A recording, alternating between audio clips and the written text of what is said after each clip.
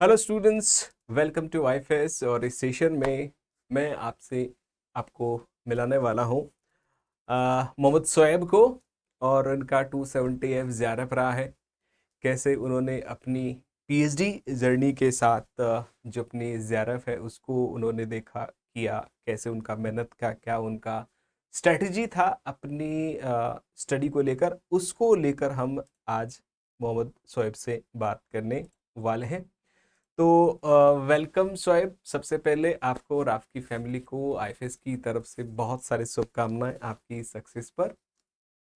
Thank you sir. हाँ, तो हम आपसे पूछेंगे, हमारे जो व्यूवर्स हैं उनके लिए आपके जो इम्पोर्टेंट स्ट्रेटजी है उसके बारे में हम आपसे चर्चा करेंगे। तो सबसे पहले शोएब आप बताइए कि आपका जो सीएसआर को लेकर जो इंस्पिरेशन है प्रिपरेशन का, वो आपको कहाँ से मिला था, वो बता दी हमें। एक्चुअली सर, इसका सपना तो सीएसआईआर का हमारा एमएससी से ही था।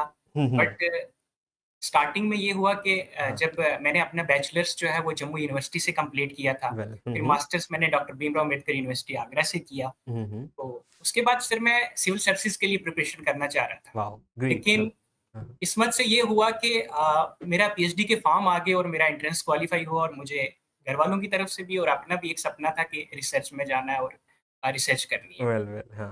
तो फिर मैंने ये किया कि पीएचडी जॉइन कर लिया। हम्म। और उसके बाद फिर काफ़ी प्रॉब्लम्स आई, काफ़ी अप्स एंड डाउन आते रहे। सीएसआई प्रिपरेशन करने का जुनून तो हमेशा से रहा, लेकिन टाइम नहीं मिल पाया रिसर्च के साथ-साथ। जी है। हाँ हाँ। मुश्किल होता है दोनों चीज़ों को बहुत एक साथ मुश्किल होता लेके है, चलना। बिल्कुल पीएचडी के साथ बहुत मुश्किल होता है। फिर ये हुआ कि कुछ टाइम के लिए छोड़ना भी पड़ा। हम्म। फिर मैंने ये हुआ कि अपने बेसिक्स क्लियर करने की कोशिश की। फॉरेन हम्म। अफेयर्स की काफ़ी बुक्स को मैंने लिया अच्छा। और उनको हम्म। पढ़ा।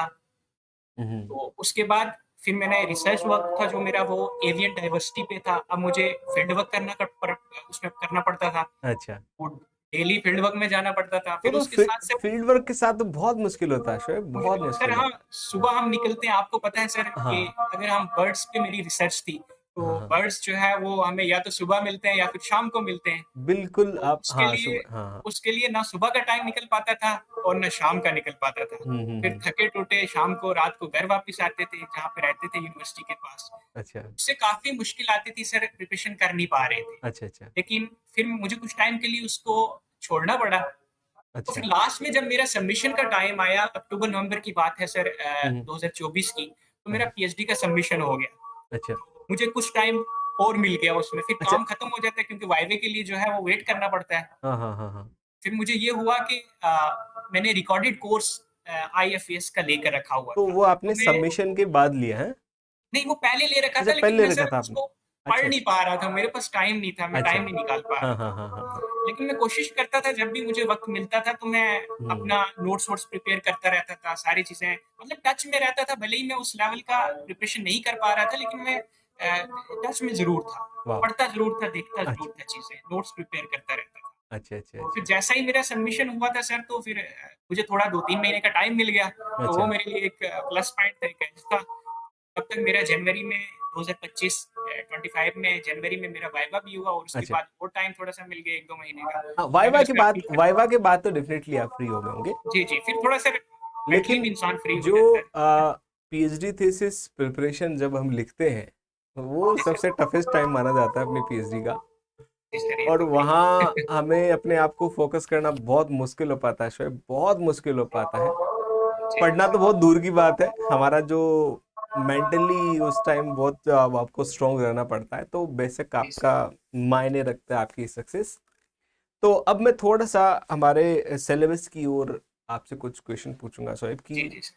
अपनी जो इनिशियल जब आपने स्टार्ट किया था कोर्स परचेज करने के बाद में, जो इनिशियल स्ट्रेटेजी क्या रहती थी, आप क्लासेस कैसे लेते थे, क्वेश्चन प्रैक्टिस का क्या रहता था? इनिशियल स्ट्रेटेजी पूछ रहा हूँ एक बार मैं आपसे। सर, मैं एक्चुअली लाइव तो देख नहीं था पाता अच्छा क्योंकि अच्छा। मेरे पास टाइम नहीं था। हाँ हाँ। तो मैं रिकॉर्डेड बैठता था, एक ही दिन में 2-2 3-3 लेक्चर देखता था, क्योंकि बेसिक मेरे ऑलमोस्ट क्लियर थे सारे। वाओ। तो मैं कोई बुक्स पढ़ नहीं था सकता, लेकिन हम्म। खुशकिस्मती से ये हुआ कि मैंने आईएफएस का कोर्स जॉइन कर लिया, तो उसमें मुझे, मैं कहता हूँ, जितना कंटेंट आईएफएस वाले टीचर्स ने, हम्म। आपने, केसी हम्म। सर ने, जितने भी एजुकेटर्स का इसमें रोल रहा, जी। उसमें मैं ये कहता हूँ कि बुक्स अगर ना भी इंसान पढ़े, जितना हाँ हाँ हाँ, कंटेंट वो दे देते हैं वो बिल्कुल सफिशिएंट है जेआरएफ क्रैक करने के लिए और बिल ऑल इंडिया रैंक ला सकते हैं आप। बिल्कुल बिल्कुल, आपकी ये बात बहुत ही इम्पोर्टेंट, जो हमारे व्यूअर्स हैं उनको बहुत ही फ़ायदा देगी कि जो कंटेंट क्लासेस में रहता है उसका डेफिनेटली डायरेक्ट फ़ायदा है। हाँ, तो जी सर। इनिशियली आप 2-3 रिकॉर्डेड सेशन देखते थे, साथ-साथ देखते थे। जी, जी, देखता आपको था और नोट्स। आपकी जो हमारी 13 यूनिट्स हैं, उन 30 यूनिट में ऐसी कौन-सी यूनिट आपको लगी जो थोड़ा-सा आपको थोड़ा-सा टारगेट करने में टफेस्ट रहा, और क्यों रहा वो? सर अगर मैं अपनी प्रिपरेशन स्ट्रेटेजी की बात करूँ तो मैंने ये नहीं है कि सब यूनिट्स को इक्वल वेटेज दिया था। मैंने अपनी प्रिपरेशन को कुछ यूनिट्स में डिवाइड किया और उनको अच्छा, फिर प्रेफ़रेंस दिया। अच्छा, जैसे? जैसे मॉलिक्यूलर की बात की जाए, डेवलपमेंटल बायोलॉजी की बात की जाए हुँ, या फिर सेल कम्युनिकेशन एंड सिग्नलिंग की बात की जाए, सेल हुँ, बायोलॉजी की बात की जाए, बायोकेमिस्ट्री, ये कुछ 4-5 यूनिट्स थे, कोर यूनिट्स, जिन पे मैं हमेशा फ़ोकस करता था। वाव! और इस पे मैं ज़्यादा अपना जो है जितना भी अपना अ, एफर्ट डाल सकता था, डालता था। हुँ, हुँ, फिर उसके बाद अगर बात करें थोड़ा-सा कम प्रेफ़रेंस जिसको मैंने दिया, मेहनत, एफर्ट कम डाला, हुँ, वो हुँ, जैसे मेरे पास इकोलॉजी आ गया, इवोल्यूशन आ गया, अच्छा। एनिमल फिजियो आ गया। हुँ, हुँ, हुँ, ऑल्दो मैं एक ज़ूलॉजिस्ट हूँ और हुँ, ज़ूलॉजी का स्टूडेंट हूँ, बट मेरी बॉटनी में जो पकड़ है वो काफ़ी अच्छी थी और अच्छा। मैंने प्लांट फिजियो जो है वो मेरा फ़ेवरेट अरे रहता वाह! वाव! था। दैट्स तो ग्रेट। हाँ, हाँ। और एक और इंटरेस्टिंग बात बताऊँ अगर सर, तो मैं ये हुँ, डाइवर्सिटी और ये एप्लाइड यूनिट्स छोड़ चुका था, मेरे पास टाइम नहीं था। अच्छा, अच्छा, लेकिन खुशकिस्मती से एक दिन मैं यूट्यूब पे मैंने विज़िट किया, वहाँ सर आपके मुझे फ्री लेक्चर मिल गए। अच्छा। और सर मैं इतना डर रहा था कि एल्गी और फंजाई, ब्रायोफाइट, टेरिडोफाइट्स इनकी मैं कैसे क्लासिफिकेशन लिखूँ, कहाँ से पढ़ूँ? अच्छा, लेकिन अच्छा। खुशकिस्मती से आपके लेक्चर्स जब मुझे मिले तो सर मैंने वहाँ से उनके नोट्स प्रिपेयर किए, वे उसने मुझे काफ़ी हेल्प किया सर। वेल। बिल्कुल, बिल्कुल डाइवर्सिटी, और फिर आपका तो वाइल्ड लाइफ बैकग्राउंड है, तो फिर ये चीज़ें जी, और जी। आसान हो जाती, और आसान हो जी, जी जाती। सर। जी, जी क्योंकि सर। जो माइंडसेट रहता है वाइल्ड लाइफ स्टडीज़ के पीछे, वो हमें खींच लाता है कि जहाँ कहीं जी, किसी जी। प्लांट का नाम होगा, अरे मैं ज़रूर देखूँगा। किसी एनिमल का बिल्कुल। नाम होगा, अरे मैं ज़रूर देखूँगा। तो वो एडवांटेज आपके पास हो जाती है। तो फिर आसान जो यूनिट्स थी, सिंपल यूनिट्स थी, जी, जी। वो कौन-कौन सी मानी आपने? कौन-सी रखी? सर मैंने लास्ट में फिर जो था यही इकोलॉजी पर ध्यान दिया, डाइवर्सिटी पे ध्यान दिया, एप्लाइड पे ध्यान दिया और फिर उसके बाद मेरे पास टेक्निक से बहुत डर लगता रहा है सर हमेशा। अच्छा। टेक्निक से बहुत डर हाँ। लगा है, लेकिन कुछ सिलेक्टेड टॉपिक्स उसमें से किए हुँ, मैंने हुँ। सर। हुँ। पीयूसी रहेगा। तो टेक्निक से आपको ज़्यादा दिक्कत आई। जी, जी, टेक्निक से काफ़ी डर लगता था सर और अच्छा। इतने यूनिट से कभी डर नहीं लगा और एक चीज़ इंटरेस्टिंग शेयर करना चाहूँगा सर मैं हाँ, आपसे। हाँ, बिल्कुल। हुँ, हुँ। सर मैं बताना चाहूँगा व्यूअर्स को और जो स्टूडेंट्स प्रिपरेशन कर रहे हैं बिल्कुल। कि मैंने अपनी सीएसआईआर की प्रिपरेशन और सिलेबस को इस पैकेट में बंद किया हुआ है सर। ये छोटा-सा वॉव! पैकेट है। अरे ये दैट्स आप ग्रेट। छोटा-सा पैकेट देख सकते हैं। सर अच्छा, मैंने इसमें 13 यूनिट्स को जो है वो बंद करके रखा हुआ है। बंद ये करके देख रखा हुआ है। अरे! मैं कोई फॉरेन ऑथर की बुक्स नहीं पढ़ता हूँ सर। अब अच्छा, कोई नोटबुक साथ लेके नहीं जाता हूँ। ये अच्छा। देख सकते हैं इससे मैंने ये 13 यूनिट्स मैंने अपने कंपाइल करके रखे हुए हैं। वॉव! जब मन करता है मैं कुछ 7-8 8-8 पेजेज़ हैं हर यूनिट के, तो अच्छा, मैं अच्छा। सर इनको रिवाइज़ कर लेता हूँ, गाड़ी में बैठ के कहीं चल रहा होता हूँ, तो मेरे लिए काफ़ी ईज़ी है। सर मैं ये पैकेट के अंदर बंद किया हुआ है सीएसआईआर को सर। वेल। तो ये तो आप जेब में रखकर घूम रहे थे, इसका मतलब है। सर जब मेरी रिसर्च चल रही थी, तो मेरे लिए काफ़ी मुश्किल होता था कि बुक्स को एक जगह ब से दूसरी जगह ले जाना, बहुत तो मुश्किल होता है, टाइम भी बहुत नहीं मुश्किल। निकल पा रहा था। तो सर मैंने हाँ, ये शॉर्टकट नोट्स प्रिपेयर किए हैं अपने। हाँ, हाँ। तो अरे वाह, वाह! इनको मैं चलते गाड़ी में सर रिवाइज़ कर देता था। जब तक मैं चलते का। पहुँचता अपनी डेस्टिनेशन पे बर्ड अच्छा। सेंचुरी में जाता था, तब हाँ, तक हाँ। सर मैं 1 यूनिट रिवाइज़ कर बिल्कुल, लेता था। बिल्कुल स्वयं सेम ऐसा कैसा मेरे साथ हुआ करता था, लेकिन मेरे पास वो आइडिया नहीं था आप वाला। बताऊँ मैं आपको, ये आइडिया जी, मेरे जी। पास नहीं था। लेकिन आपने बहुत बड़ी एक समस्या को सॉल्व कर लिया, जो लोग पीएचडी के साथ एसोसिएट खासकर फील्ड स्टडी पे जी, रहते हैं, तो बहुत बड़ा एडवांटेज है, बहुत बड़ा एडवांटेज है। तो ये बिल्कुल यूनिक आपका प्रिपरेशन था, बहुत अच्छा लगा शोएब। चलिए, सर। अब थोड़ा-सा और अगर मैं आपसे पूछूँ तो अगर हम अपने पेपर को बाँटे पार्ट ए में, पार्ट बी में, पार्ट सी में, जी, सर। तो जब एग्ज़ाम हम दे रहे थे, तो एग्ज़ाम में आपने सबसे पहले किसको टारगेट किया? मतलब कैसा आपका स्ट्रेटजी कैसा होता था, जो आपका अटेम्प्ट करने का?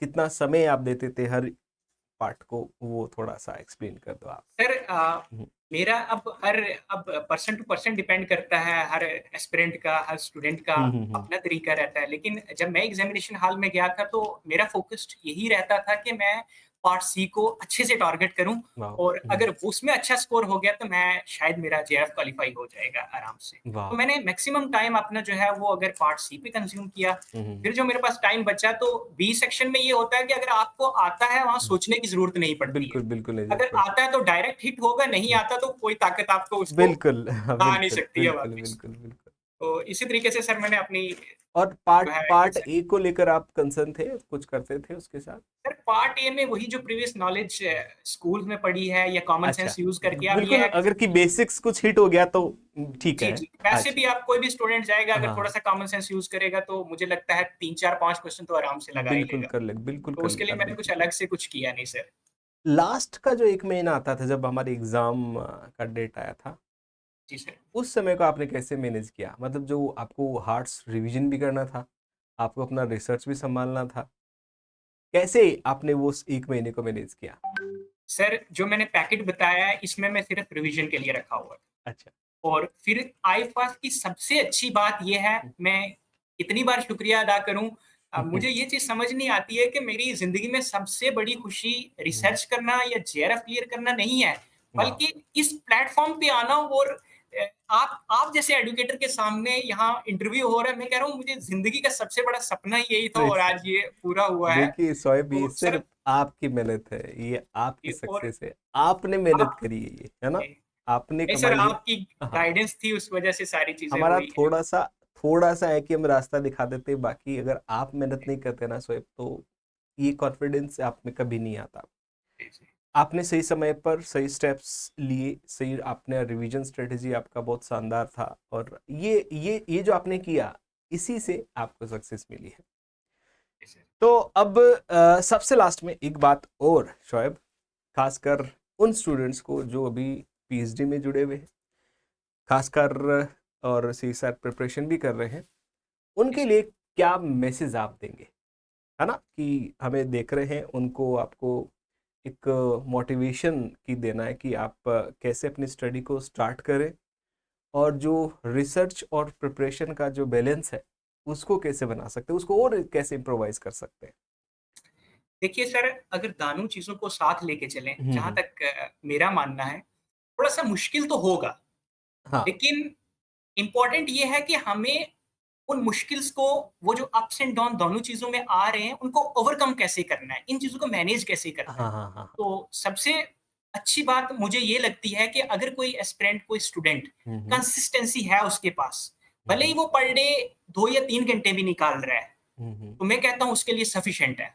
वो अच्छा। हारे नहीं, बिल्कुल। थके नहीं, बैठे हम्म नहीं, हम्म। डेली करता रहे। यही होगा, 6 महीने में नहीं होगा, 8 महीने में वो चीज़ हो जाएगी, लेकिन बिल्कुल, होगी ज़रूर, होगी जरूर। होगी ज़रूर। कंसिस्टेंसी होगी, तो चीज़ें आराम से हो जाएँगी। अगर कंसिस्टेंटी टूटी, पॉज़िटिविटी टूटी, तो सर सिलेक्शन लेना मुश्किल हो जाएगा अगर दोनों मुश्किल हो चीज़ों को जाता है, साथ मुश्किल हो लेके जाता है। चलते रहें। यही तो शोएब की एक पीएचडी स्टूडेंट्स के लिए यही प्रॉब्लम है कि वो अपनी लैब को मैनेज करे, जी, सर। और हम एक उस एज पे भी होते हैं कि जब हमारी फैमिली को भी हमारी नीड होती है, तो इमोशनली भी जी, हमें जी। फैमिली को भी एक बार सपोर्ट देना है, फ्यूचर का भी देखना होता है, तो ये सब चीज़ें सारी बहुत चीज़ें मुश्किल सर। होती है, बहुत मुश्किल होती है।